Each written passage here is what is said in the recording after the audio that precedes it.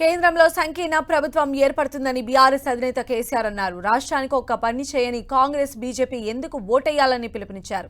ఖమ్మంలో నామా నాగేశ్వరరావును గెలిపిస్తే కేంద్ర మంత్రి అయ్యే అవకాశం ఉందని తెలిపారు. కరెంటు కోతలపై భట్టి విక్రమార్క తప్పుడు ప్రచారం చేస్తున్నారని ఫైర్ అయ్యారు.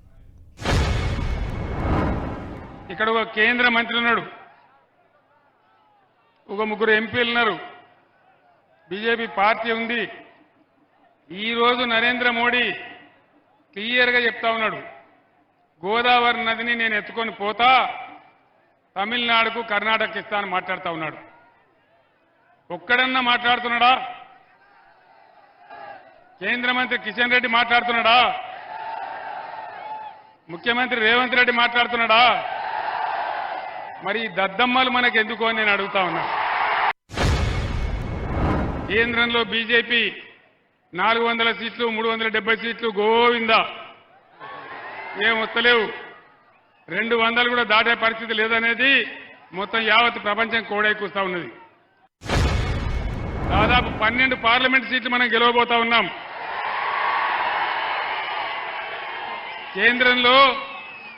కేంద్రంలో సంకీర్ణ ప్రభుత్వం రాబోతా ఉంది. అప్పుడు ఏం జరుగుతుంది? మీరు నామాగారిని ఎంపీకి గెలిపిస్తే ఆ సంకీర్ణ ప్రభుత్వంలో నామాగారు కేంద్ర మంత్రి అవుతాడని మనం చేస్తా ఉన్నాం.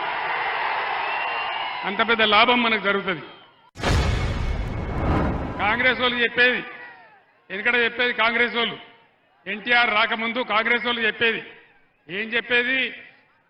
దున్నేవానికే భూమి, తినేవానికే విస్తరి, గీసేవానికే గుండు,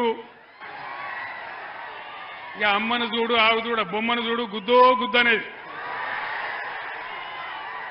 కానీ నిజమైన సంక్షేమం ఈ రాష్ట్రంలో ప్రారంభమైంది ఎన్టీ రామారావు గారు వచ్చిన తర్వాతనే.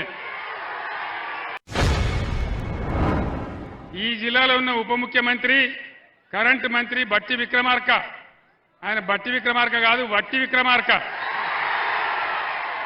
ఆయన ఏమి స్టేట్మెంట్ ఇస్తాడు?